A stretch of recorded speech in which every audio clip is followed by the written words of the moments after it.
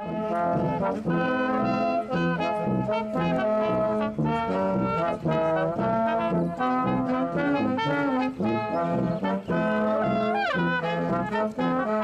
museum is designed specifically to help preserve this wonderful story of military service by New Mexicans, starting at the dawn of our history and up to the present day. There's really no other organization or agency or foundation that's working to preserve this wonderful story of military service, but for this museum.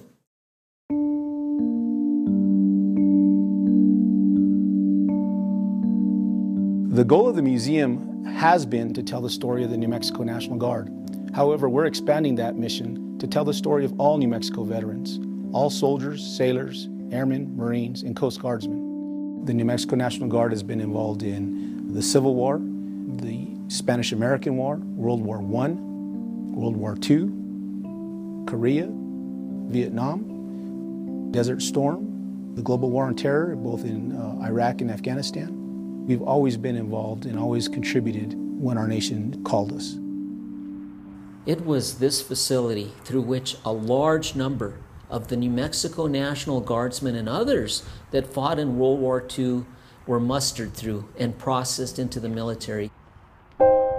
In these halls and these open spaces, one can feel a little bit of those echoes of soldiers long ago, the excitement, the trepidation, maybe some of the anxiety about going into military service, the uncertainty of what lay ahead, the excitement of coming into uniform and entering military service.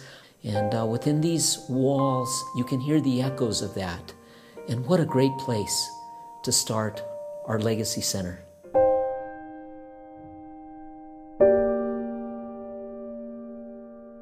Well, this building to me is a very important piece of New Mexico history. This building was built in the late 1930s, and it was home to the New Mexico National Guard. This whole complex here was then the headquarters for the New Mexico National Guard. And then when the Guard was converted from horse cavalry to coastal artillery, the local Santa Fe unit was here, and it was a coastal artillery unit. And out of here, those men were mobilized and deployed to the Philippines to be part of the famous 200th and 515th Regiments in the Battle of the Philippine Islands. But not only was that, this building is an important piece of New Mexico history, because if you were a young man who enlisted in the Army, Navy, Marines, or Coast Guard in World War II, you came through this building. Almost 60,000 New Mexicans came through this building to enter World War II. So it's not just part of the Guard history, it's the history of New Mexico and the sacrifice of those men and women that served us and have served us all along. These are photographs of 26 New Mexico State University Aggies that served with the 200th Coast Artillery in the Philippines. All of them perished. Most of them perished on hell ships from the Philippines to Japan. We have exhibits from all different periods of time in the New Mexico National Guard. This is the more contemporary type exhibits, Desert Storm and Iraqi Freedom. This is our exhibit on Pancho Villa, 1916, the first modern mobilization of the National Guard. Over 100,000 National Guardsmen put on the border while General Pershing was doing the punitive expedition into Mexico. New Mexico National Guardsmen from Deming were the first to get there. Our Vietnam service, several different things here from Vietnam. This is one of our most popular exhibits. This is a 1951 M38. It was used in Korea and Vietnam. It's a fully functioning, fully restored Jeep. And again, most of the folks that come into the museum, they really love seeing this thing. Kind of one of the pride pieces of our museum. This area here recognizes the New Mexico Air National Guard. And in 1947, the New Mexico Air National Guard was created.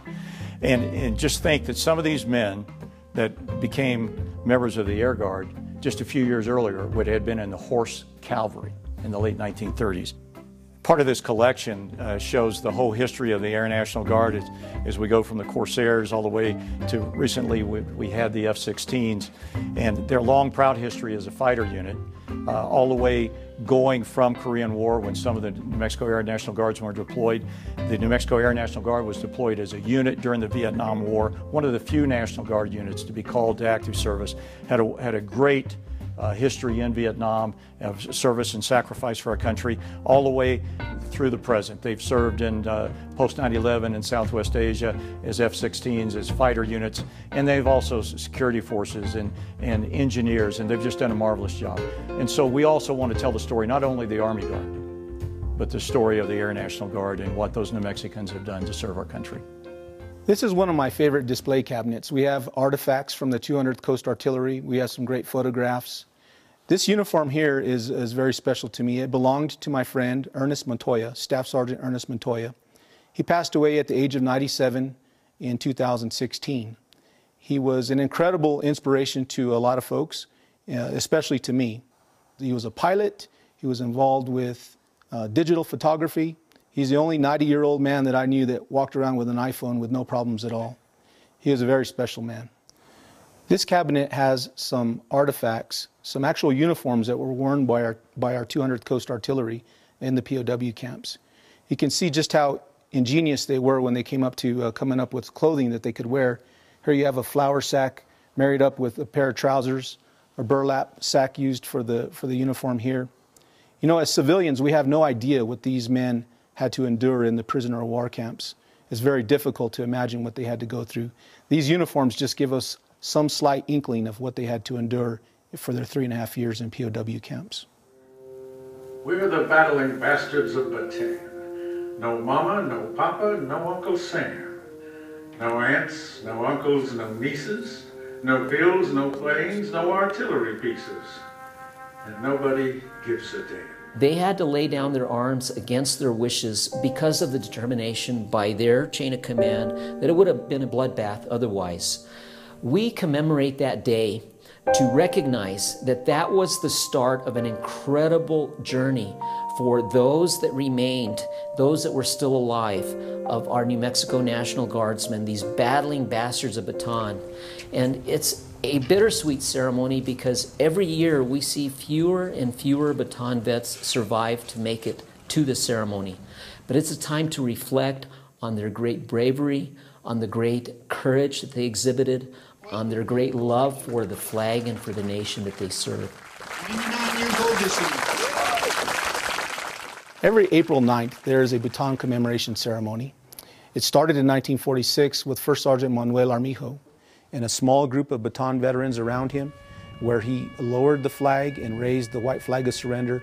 That ceremony we've tried to keep as true and as close to what he originally started in 1946 as possible. Of course, there's not very many of our Bataan and Corregidor veterans left, but we've made a commitment to them that as long as there is a New Mexico National Guard, that ceremony will continue.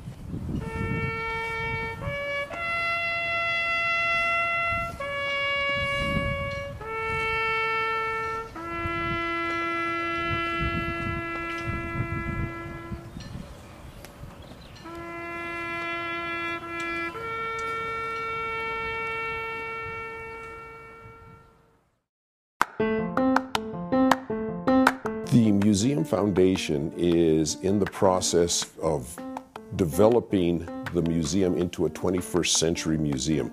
We really hope to have strong educational programs. We want to have outreach for the public. We want to have expanded hours, so we need to have volunteer docents in order to help us with that.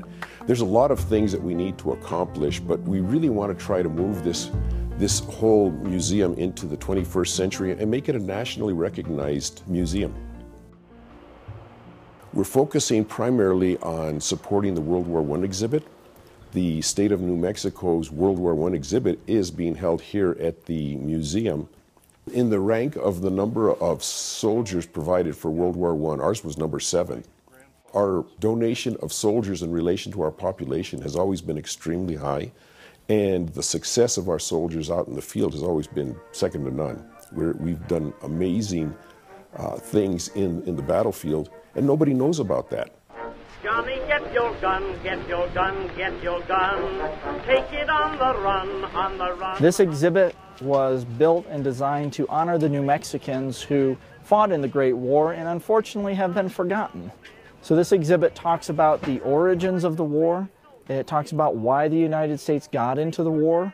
It shows a little bit of how our soldiers lived on the front, We have an airplane to talk about the air war. And then behind me you see the replica cemetery that honors those New Mexicans who not only were fallen, but also are still buried in France to this day. We have a very comprehensive exhibit. We have how the war began, how the United States went into the war. We have a command bunker for the 146th Artillery Battery A, which was an all New Mexican artillery group. Then something very special and dear to my heart is our replica of a World War I cemetery in France. When we started this exhibit, it really came about because of the 100th anniversary. And it became very personal for me as we started talking about the New Mexicans buried in France. In particular, we have one soldier from the New Mexico National Guard who was buried in France, and we have a replica of his headstone here. It's meaningful as a soldier myself that 100 years later someone cares about them and still remembers their sacrifice. We'd like to be able to eventually have a memorial garden that represents all of the different conflicts, from Afghanistan all the way back to the Civil War.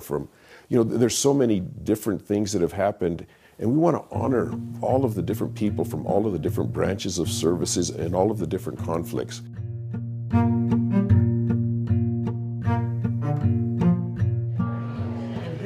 There are people throughout the state that have private museums and aggregations of equipment that was used in the various wars of the U.S. And we would very much like to have their collection be a part of ours. Either a joint effort where we link together and exchange these artifacts, or they contribute their artifacts to us. And I think this is a good time to point out why people should consider museums for artifacts or pieces of family history, unless the family is going to preserve it or keep it and make sure that all the members of the family get to see it. If you look at this case over here, this Nazi banner, my dad, in an ambush in World War II, captured this. They ambushed a German payroll truck, and this banner was there, and my dad kept it, and he used that when they played poker in the war. Every time the soldiers would play poker and they'd spill beer and they could care less about the banner, but after the war, my dad left it to me and my brother, and we decided it needs a home, and it needs a home where people will see it. And so we were happy to donate it to the museum. And I would tell people everywhere that have important pieces of history, if your family's not the right place for it, share it with everyone. And I think that's one of the purposes of museums, that they can share thousands of stories.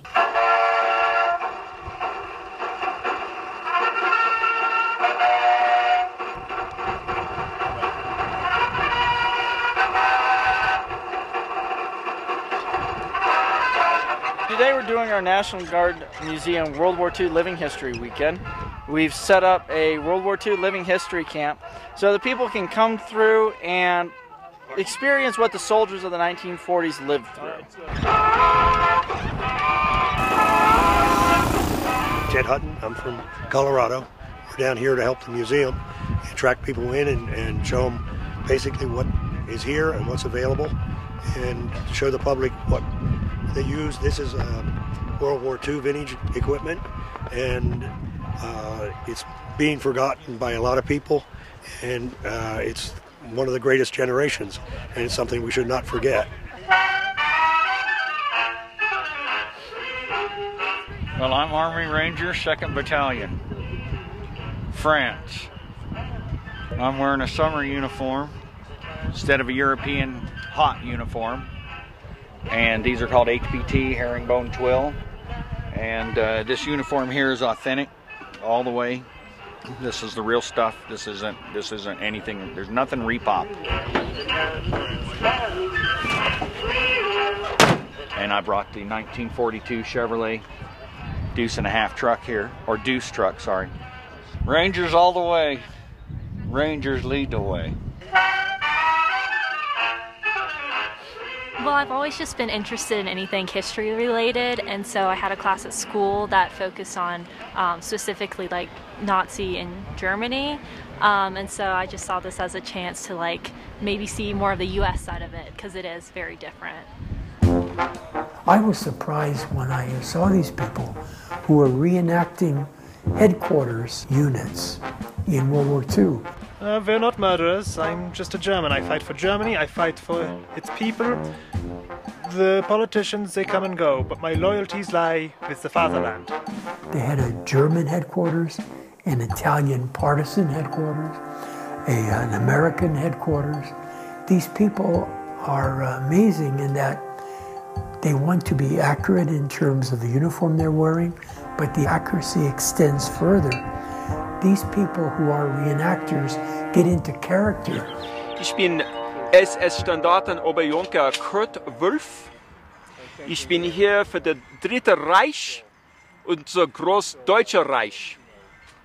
Translated, now stepping out of character for a second, my rank is SS Standartenoberjunker, which is a senior officer candidate. I am here at the orders of the Third Reich. I went to the German headquarters, and here was a German colonel who was totally speaking German to a guard, a young man who couldn't have been more than 16 years old, who was standing rigidly at attention at a sentry box. And they were saying, "Warum schlafst du ans Fäustchen?" going totally German with that person. These reenactors are special people. 1, 2, 3, 4. Our veterans are dying off at alarming rates. And even if what I do causes one person to go up to an elderly person wearing a hat that says World War II veteran and just honestly shake their hand and say thank you for giving up everything you had, for having an amazingly large chance of never coming back so we could have what we have today. Thank you, sir. And that, I guess, is the summation of why I do what I do. Senor. Great to see you. Yes, yes. These reenactments attract old soldiers. And we meet an old soldier who'd served in Normandy in the 501st Airborne and jumped in prior to the landings. Where did you jump in Normandy? Where? I was one of the first ones, Pathfinders. Were you? My goodness, that's marvelous. And they had a variety of missions, one of which is to find all the artwork that the Nazis had stolen. All the way to Hitler's hideout. Were you? In I jumped Berchtesgaden? over there. Did you? Yeah. And you awarded the Purple Heart. Yeah, you were awarded the Purple Heart. Yeah, 3 Purple Hearts. 3. If you support the New Mexico Military Museum Foundation, you're really supporting veterans, because that's what we're trying to do. We're trying to honor veterans. We're trying to give them a place where they can come and just kick back and enjoy the camaraderie of one another and honor the legacy of all the people that have served in the military. So we really need support from the public for this. Both of my grandfathers went through this building en route to their service in World War II. Throughout my 30-year career in the New Mexico National Guard, I've heard New Mexico stories. I've attended many ceremonies. It's our turn now to tell this story here at this museum. It's important not only to the children of New Mexico, but also to the recruits that I bring into our ranks. They need to know how they fit into our overall legacy of honor. Siempre Adelante. It is so important that we preserve this history for future generations to learn from, to understand from, to appreciate. And nobody else is doing it except for us here at this museum. That is why we need the help of those that love and understand our history and our heritage to come to the support of the museum and to participate in ways great and small in preserving this story for future generations.